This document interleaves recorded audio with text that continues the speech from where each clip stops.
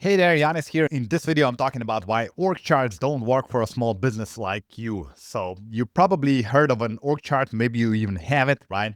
It's something very common that most business owners will create. You got your names in boxes, you got lines connecting the people, but the problem is it's only showing people and hierarchy, but it's not actually showing accountability. So here's what a typical org chart might look like. This is not my example. This is from theorgchart.com. So I assume they're, experts in org charts, but pretty standard, right? You got like people on top and then people underneath and then people underneath and so on. And really, what does that tell you? I mean, to me, it doesn't tell me much, right?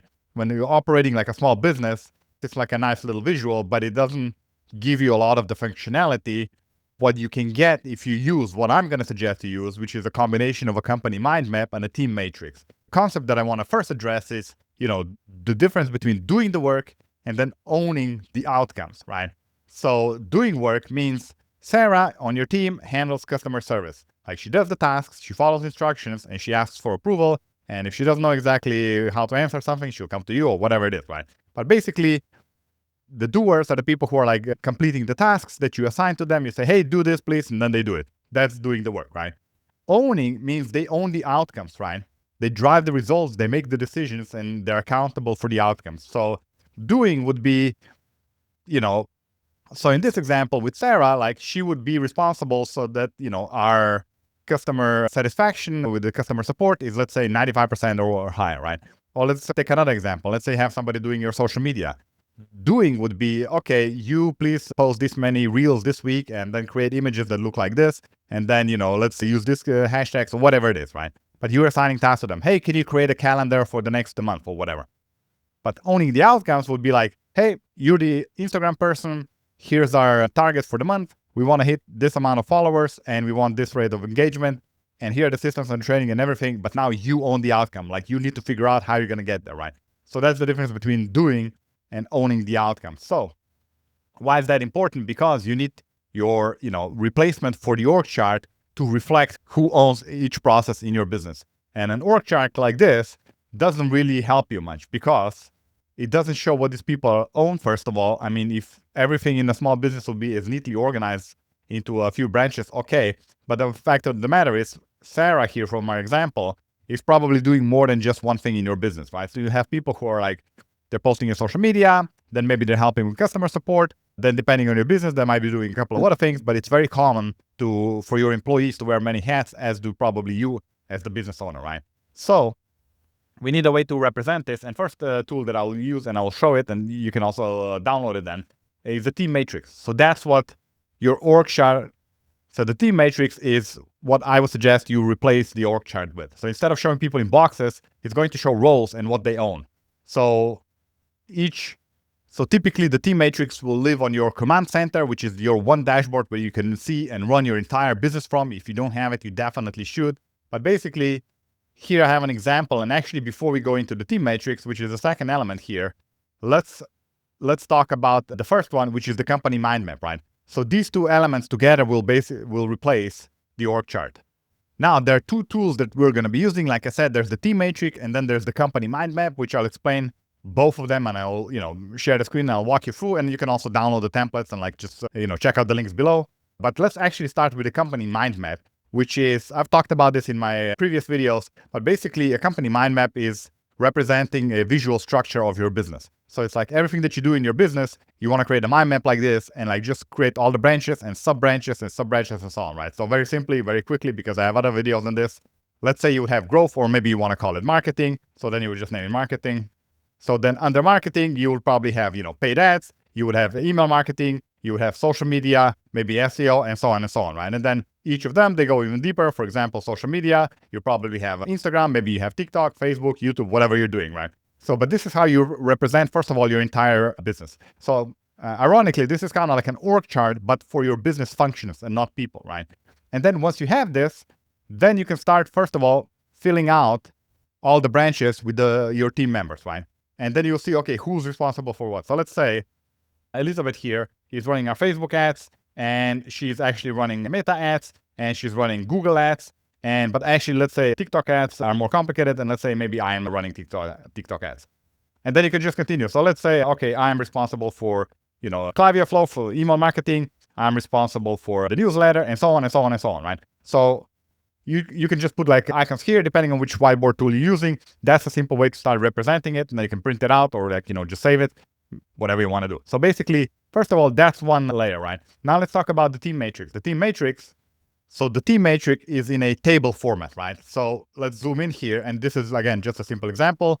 So you would have people listed in a table format, and then which departments they own, which teams or processes or systems they own. And by that, I mean they're responsible for it, right? So for example, in an org chart like this, you can't really see. So you can see how this has a lot more information about what everybody's doing in their business than an org chart, right? Let's go back to the example of the org chart. Well, you can't really see here much, right? Okay, they have the phone number, the email address, and location. And then here it says director of accounting. Well, how much does that tell you? I mean, not much. And what if this person has to do also other things? Because in a small business, that's how things quite often work. But in a team matrix, once you have your company mind map and you have people assigned to different branches, then you can put then you can create a list of all the people here. You add every person in here, and then you select which departments they own and which teams inside those departments. Now, you might think, well, I'm too small. I don't have departments or I don't have teams. It doesn't really matter. The point is, there are different layers, different levels to your business, right? Like I said, marketing, that's what I call a department. And then paid ads and social media and so on. These would be teams inside the departments. And Instagram and TikTok, this would be systems inside the teams. So that's basically the hierarchy. You can call it whatever you want to call it, but you're going to need to call it something so that you can say, okay, who's responsible for certain systems? And you will know what are systems, right? Marketing is not a system. Marketing is way more than just one system. Marketing has a lot of different systems and so on. And it's the same across the board, right? For different functions in your business, which again, I call department. So let's go back to a team matrix. So what do you put in the team matrix? You put the person, you put the ownership level. That's what kind of ownership do they have in terms of like, do they own, the entire company results, which basically is the CEO and nobody else. That's basically you, the founder, the owner of the company. Do they own departments, right?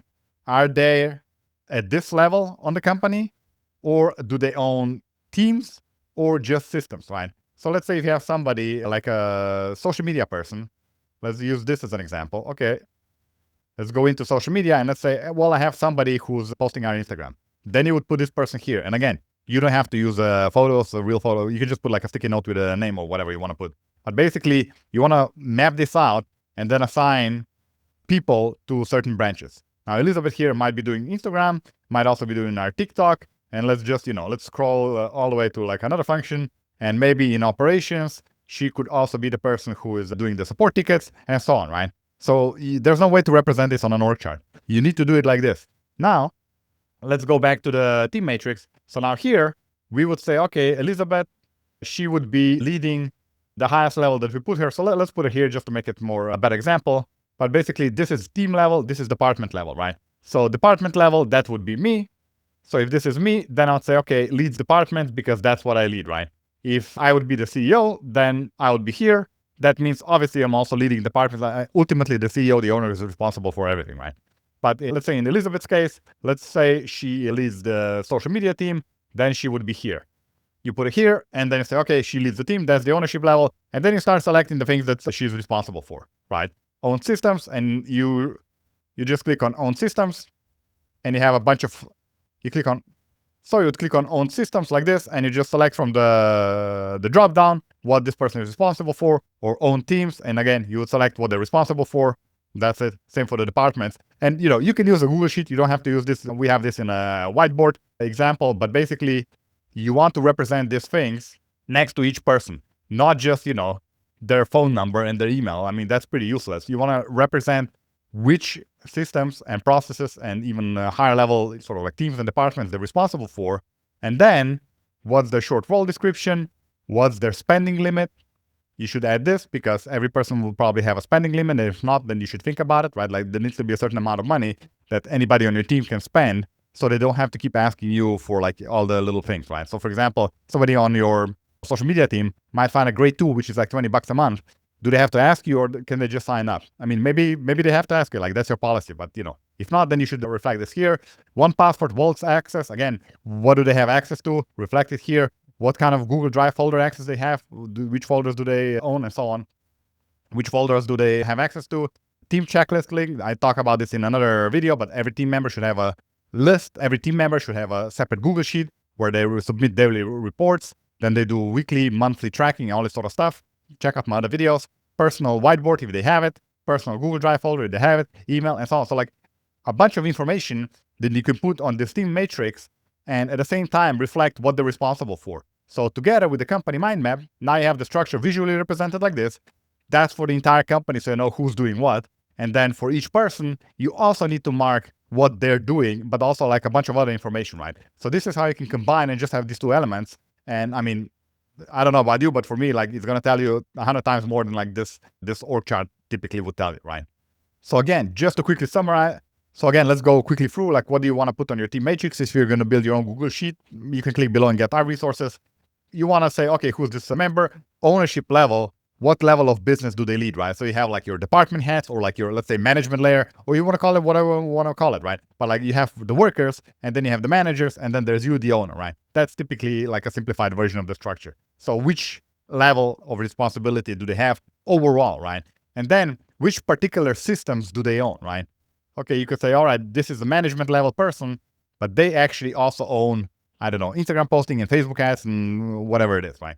Then who do they report to? You can add that in, right? Like who's their direct report. For small businesses, you quite often you don't really need this formalized, right? But if you have already a bigger team, like 10, 15 people, then you will need it, right? But like typically, whoever is under, let's go back to the mind map, it's self-evident because let's say I put myself here, then clearly Elizabeth will be reporting to me. And then you can reflect this also on your team matrix. So basically you have two ways of documenting this information and you should use both because there are different ways of seeing things, right?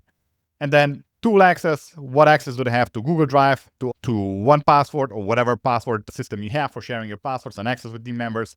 And that's basically it. So why is this different from an org chart? Again, on an org chart, Sarah would just be a box under operations. Just here and like, that's it, right? Where do you get more information about this person? Well, presumably they have like a profile on the team member and you got to click and go somewhere else and like read the stuff in there. And then you can't compare. They're not all in the same table. It's just very inefficient for a small business, right?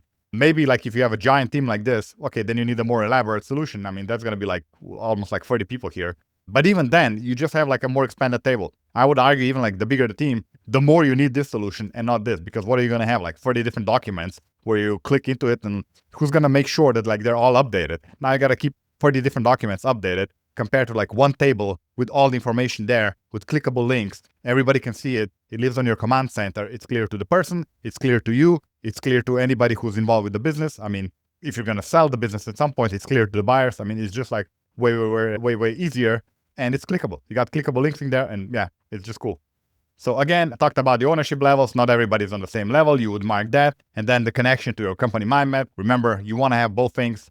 You could get by with just either one of them, but like you're losing on, the other part of the information. It's super valuable. So basically, the ownership audit means that whatever the person owns, it's in the team matrix. The owner knows that they own it. They drive results, they make decisions, and they're accountable. If it's not formally owned, that means it's not assigned to anyone. So if you go back to the company mind map and we don't have any person here on YouTube, well, then who's really responsible for YouTube? Nobody knows. Somebody's kind of doing it. Most likely what's happening is like you're assigning tasks in Asana or ClickUp and asking one person and then asking one person, hey, can you do this? Can you upload this video here or whatever, right?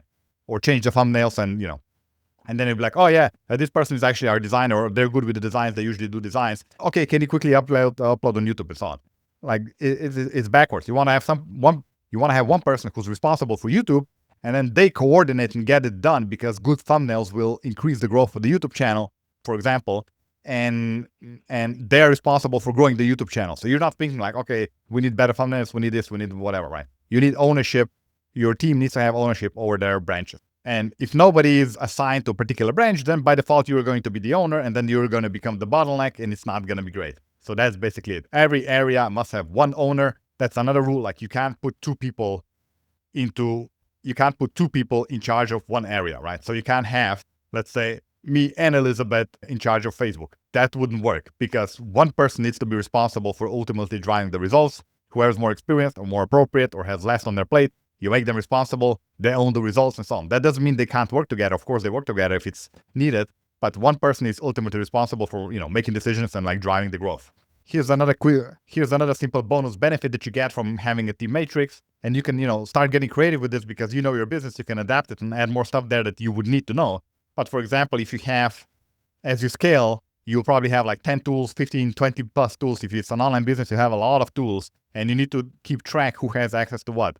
Well, if you have a team matrix and you have a password sharing system where where you have all the tools under their appropriate buckets, right, which will reflect your company mind map. So you would have a bucket for social media access.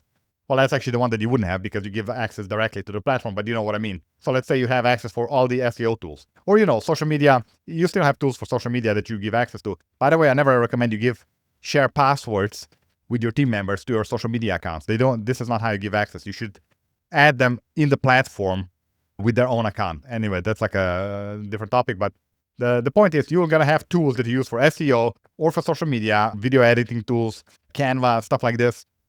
And you can share passwords, and then you can put all the passwords in one bucket for that particular area. And then the person who's responsible or who's doing this stuff, now they need, anything to do with Facebook.